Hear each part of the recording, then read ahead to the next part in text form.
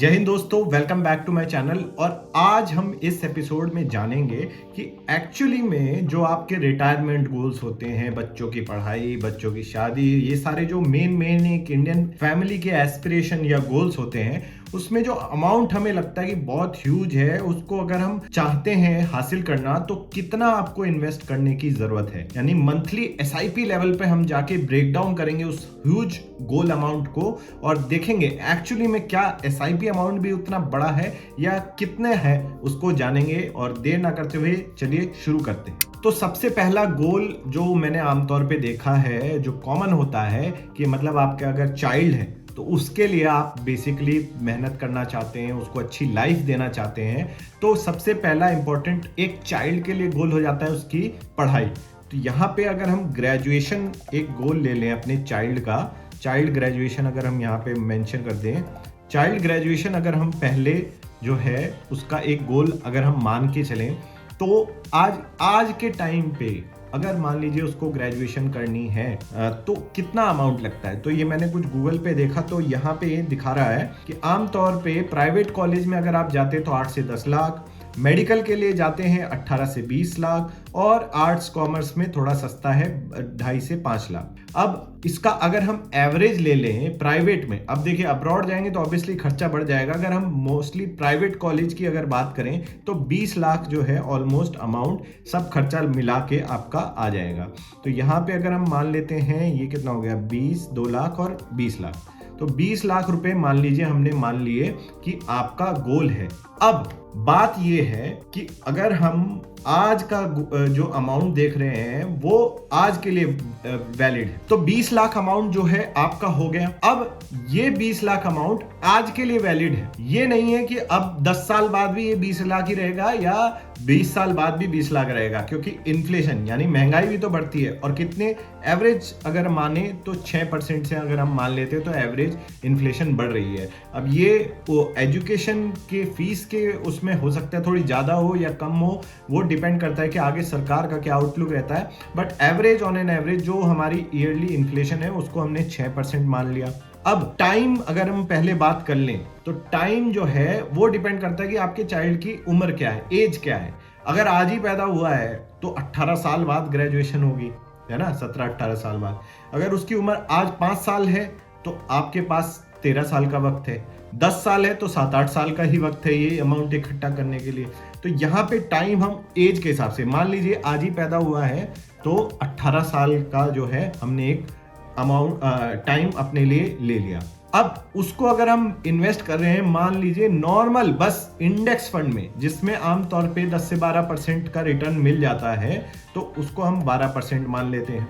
तो सबसे पहले देख लेते हैं कि अमाउंट जो रिक्वायर्ड है आफ्टर 18 ईयर्स, जो आज 20 साल है, वो कितना होगा। तो उसके लिए कुछ नहीं, आपको एक यहाँ पे फ्यूचर वैल्यू हम निकाल रहे हैं, क्योंकि प्रेजेंट वैल्यू हमें पता है 20 लाख है। फ्यूचर 18 साल बाद 6% के इन्फ्लेशन के वजह से कितना हो जाएगा, उसको निकालने का सिंपल फॉर्मूला है फ्यूचर वैल्यू एफवी डालेंगे, स्टार्ट रेट कितना 6% हमने यहाँ पे दे रखा है तो इसको हम यूज कर लेते हैं। नंबर ऑफ पीरियड यानी नंबर ऑफ साल हमारे इस केस में कितने हैं 18, वो हमने यहाँ पे दे दिया। अब पेमेंट अमाउंट कुछ नहीं, इसको आप इग्नोर कर सकते हैं, 0। प्रेजेंट वैल्यू उसकी कितनी है 20 लाख, ये हमने लगा दिया। और लास्ट एंड और बिगनिंग यानी आप साल के एंड में या साल के शुरुआत, हम साल के शुरुआत में कर रहे हैं तो इसको यहाँ पे 1 डाल देना, 0 या 1 डालना होता है, आप 1 डाल लीजिए और इसमें ज्यादा दिमाग लगाने की जरूरत नहीं है। तो यहाँ पे एंटर किया तो हमारे पास अमाउंट आ गया 57 लाख। इसको अगर हम यहाँ पे -C3 लगा देंगे तो ये 57 लाख जो है ऑलमोस्ट इन्फ्लेशन एडजस्टेड अमाउंट आ गया। हमें 20 साल बाद 18 साल बाद कितना अमाउंट चाहिए होगा। जो आज 20 लाख की ग्रेजुएशन है वो 18 साल बाद 6% के इन्फ्लेशन की वजह से 57 लाख की हो जाएगी। अब हमें कितना इन्वेस्टमेंट करने की जरूरत है जिसमें ऐसे प्रोडक्ट में जो हमें 12% का रिटर्न दे रहा है। 12% क्यों माना है, क्योंकि इंडेक्स फंड में जो हमें मान लीजिए जो आमतौर पे लंबे समय में रिटर्न मिलता है, इसलिए हमने ये जो है यहाँ पे एक अजम्पशन करी है। तो इसकी अगर हम प्रेजेंट वैल्यू निकाल, हमें यहाँ अब पीरियोडिक यानी एसआईपी मंथली कितने की करने की जरूरत है इस अमाउंट को अचीव करने के लिए, उसका फॉर्मूला हो जाएगा पीएमटी और कॉमा देंगे, हम रेट ऑफ रिटर्न कितना मान रहे हैं 12। अब ये 12 जो है वो सालाना रिटर्न है, इसको हम मंथली में, क्योंकि हमें एसआईपी अमाउंट निकालना है तो हम इसको डिवाइड कर देंगे 12 से क्योंकि एक साल में 12 महीने। अब नंबर ऑफ पीरियड्स 18 साल है, अब लेकिन हमें मंथली निकालना है तो इसको मल्टीप्लाई कर देंगे 12 से, क्योंकि 18 साल इंटू 12 यानी टोटल नंबर ऑफ महीने आ जाएंगे, जिसपे हमें कंपाउंडिंग मिलेगी। प्रेजेंट वैल्यू हमारी अभी हमने मान लेते हैं हमने कुछ इन्वेस्ट नहीं किया है, 0। फ्यूचर वैल्यू जो है हमें निकालनी है कितनी, जो हमारी यहाँ पे 57 लाख आई थी, हमें ये अमाउंट अचीव करना है इस 18 साल में। तो इसको हम यहाँ पे सेलेक्ट कर लेंगे और 0 और 1 यानी महीने के शुरुआत में आप इन्वेस्टमेंट कर रहे हैं या महीने के एंड में, हम मान लेते हैं आज से ही महीने का शुरुआत है और हम इन्वेस्टमेंट कर रहे हैं तो 1 डाल दिया हमने। तो यहाँ पे आ गया हमारे पास 7,458 रुपए, मात्र 7,500 रुपए की अगर आप इन्वेस्टमेंट आज के टाइम पे किसी अच्छे इंडेक्स फंड में कर देंगे तो आपके बच्चे का फ्यूचर, यानी एजुकेशन इज फ्यूचर, तो फ्यूचर सिक्योर हो जाएगा, वो अपने काबिल बन सकता है। आज की ग्रेजुएशन जो 20 लाख की वो हो जाएगी 57 लाख की, और एसआईपी अमाउंट आपको सिर्फ और सिर्फ 7,500 रुपए का करना है।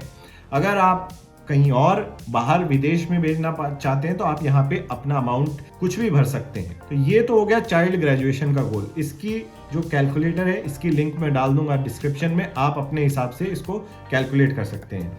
अब मान लेते हैं सेकंड गोल पे अगर हम आ जाएं तो इसमें यहाँ से हम ये सारी वैल्यूज अगर हम डिलीट कर दें। दूसरा इंपॉर्टेंट गोल जो मैंने देखा है आमतौर पे लोगों का होता है वो है चाइल्ड मैरिज। चाइल्ड की marriage, not child marriage, child's marriage, ठीक है, मैरिज। तो ये हमारा नेक्स्ट गोल हो गया। अब इसको आज के टाइम पे अगर हम करने जाएं, वही सेम चीज आज के टाइम पे करने जाते हैं तो कितना खर्चा आता है, ये मैंने गूगल से निकाला है। तो इसमें ये बताते हैं कि अगर आप नॉर्मल वेडिंग भी करते हैं तो 15 से 25 लाख का खर्चा आ जाता है। तो अगर आप मान लीजिए थोड़ी सी भी लेविश अगर करना चाहें तो हम 30 लाख मान लेते हैं, 30 लाख, तो 30 लाख का खर्चा आएगा आज के टाइम पे वेडिंग करने का, एवरेज, ऑन एन एवरेज मान लेते हैं। Inflation again 6%, rate of return हम मान के चल रहे हैं इंडेक्स फंड में करेंगे 12%।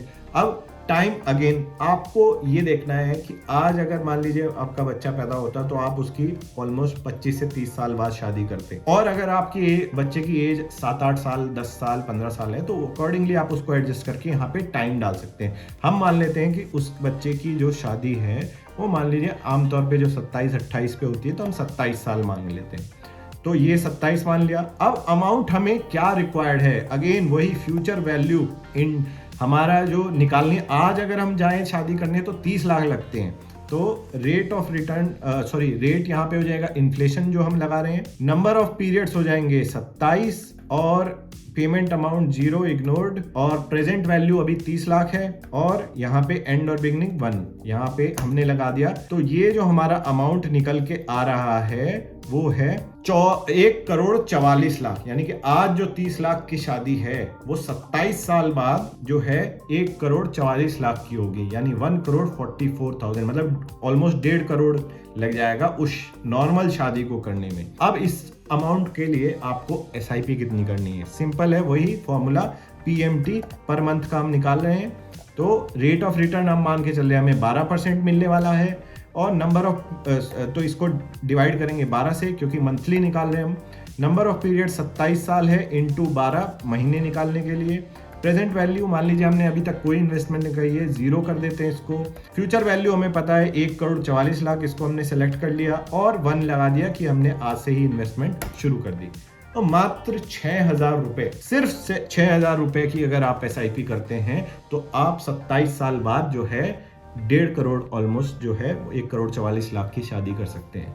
कोई आपको जब शुरुआत में देखते हैं कि 57 लाख, 1.5 करोड़, ये इतना बड़ा अमाउंट कैसे इकट्ठा होगा, कुछ नहीं करना आपको, देख लीजिए 7,500 6,000 रुपए की एसआईपी करनी है और कुछ नहीं करना है। अब नेक्स्ट गोल और कवर कर लेते हैं, बढ़िया जो मान के चलते हैं जो मोस्ट लोगों का होगा वो है रिटायरमेंट। अब रिटायरमेंट की कैलकुलेशन थोड़ा सा हम चेंज करेंगे क्योंकि उसका अमाउंट निकालना थोड़ा सा अलग है। अमाउंट निकालना मतलब प्रोसेस तो यही है, मैंने यहाँ पे लिखा हुआ है कुछ, देख लेते हैं। मान लीजिए आपके मंथली एक्सपेंस हैं 50,000 रुपीज आज के टाइम पे, ठीक है, 50,000 रुपए आपके हैं, तो साल के कितने हुए, आप इसको 50,000 इंटू 12, तो साल के आपके हो गए 6 लाख रुपए। Inflation again 6%। Time to retire, मान लीजिए अब आपकी उम्र क्या है उस हिसाब से, और आप कब रिटायर होना चाहते हैं उस हिसाब से आपके पास टाइम होगा। फॉर एग्जाम्पल इस केस में हम लेते हैं आपकी उम्र 30 साल है और आप रिटायर होना चाहते हैं 60 साल में, तो आपका 60 - 30 हो गया, 30 साल है आपके पास रिटायरमेंट के लिए, तो 30 मान लिया हमने। अब जो एनुअल एक्सपेंस है वो आपका 6 लाख रुपए आज है, 30 साल बाद कितना होगा, कुछ नहीं, फ्यूचर वैल्यू अगेन निकालनी है हमें, रेट हम मान के चल रहे हैं ये जो हमारे पास है, और नंबर ऑफ पीरियड है 30 years, payment amount ignored 0, present value 6 lakh रुपए है आज के टाइम पे, और 1, तो ये आपका अमाउंट आ गया जो है 34 लाख रुपए, 34 लाख रुपए ना, 34 लाख रुपए, 34 लाख, यानी कि 6 लाख जो आज के हैं वो 30 साल बाद आपको 34 लाख यानी ऑलमोस्ट 35 लाख जो है आपका सालाना खर्चा होगा।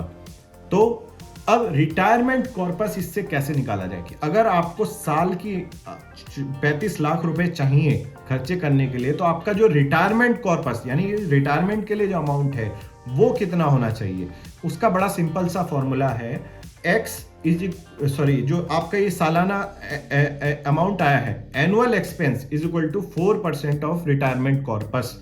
तो यानी कि अगर हमें रिटायरमेंट कॉर्पस का ये अमाउंट जो है 4% होना चाहिए, तो इसका फॉर्मूला हम यहाँ पे लगा दें, तो ये जो है हमारा डिवाइडेड बाय 0.04 यानी कि 4%, किस अमाउंट का, एक्स का 4% ये होगा, तो ये आ गया हमारा 8 करोड़ 61 lakhs 52,000, ऑलमोस्ट 9 करोड़ के आसपास जो है आपका inflation adjusted retirement corpus target होना चाहिए। यानी कि अगर आपके पास 30 साल बाद 8.5 करोड़ रुपए होंगे, तो आप सालाना आज का जो लाइफस्टाइल जी रहे हैं 50,000 रुपए मंथली के हिसाब से, वो आप उस टाइम भी जी पाएंगे। तो ये एक अच्छा गोल हो जाता है रिटायरमेंट के पर्पस से।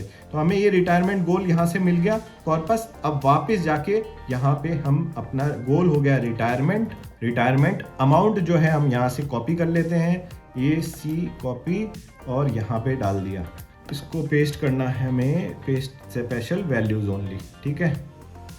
तो वैल्यू ओनली हमने यहाँ पे पेस्ट कर दिया।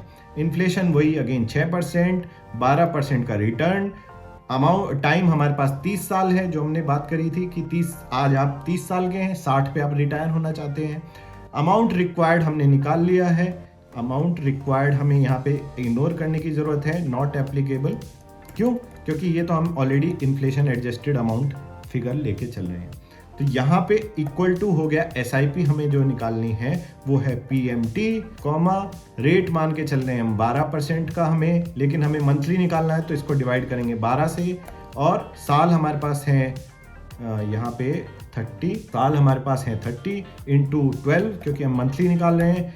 प्रेजेंट वैल्यू हमारे इग्नोर, क्योंकि हम कोई इन्वेस्टमेंट नहीं किया है, और फ्यूचर वैल्यू हमारी ये है 8 करोड़ 60 लाख जो आई थी, और 1 यानी कि हम आज से ही शुरुआत कर रहे हैं।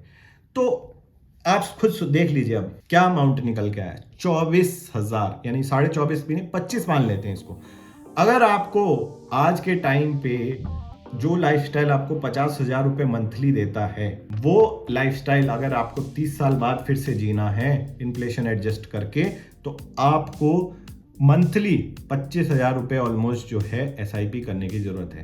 तो टोटल SIP आपकी कितनी की निकल के आई, टोटल अगर हम करें यहाँ पे टोटल SIP, तो टोटल SIP जो आपकी निकल के आ रही है उसको हम यहाँ पे डाल देते हैं, और इसको ऐसे करके थोड़ा सा सुंदर बना के इधर लिख लेते हैं, ये अमाउंट प्लस ये अमाउंट प्लस जो आपका चाइल्ड का जो है ग्रेजुएशन का अमाउंट, एंटर। ये है मात्र आपको 37,801 यानी 40,000 ऑलमोस्ट आपको जो है SIP करने की ज़रूरत है। SIP और कुछ नहीं करना है, और वो भी इंडेक्स फंड में, और इधर उधर कहीं हाथ मारने की ज़रूरत नहीं है। सिर्फ और सिर्फ 38 को अगर हम राउंड ऑफ कर लें तो 40,000 का फिगर आता है, 40,000 का फिगर आता है, 40,000 कंट्रोल सी कंट्रोल वी जो है यहाँ पे 40,000 40 दैट्स इट। ये आपको करने की ज़रूरत है और कुछ नहीं करना है, ठीक है। वरना लोग बोलते हैं कि भैया कितना इन्वेस्टमेंट करें, क्या करें क्या ना करें, कुछ समझ नहीं आता। ये आपको सिंपल सा कैलकुलेटर एक मैंने आपको डेमो दिखाया है, जो आपको करेंगे तो आपके बच्चे का फ्यूचर और आपकी रिटायरमेंट दोनों सिक्योर हो जाएगी।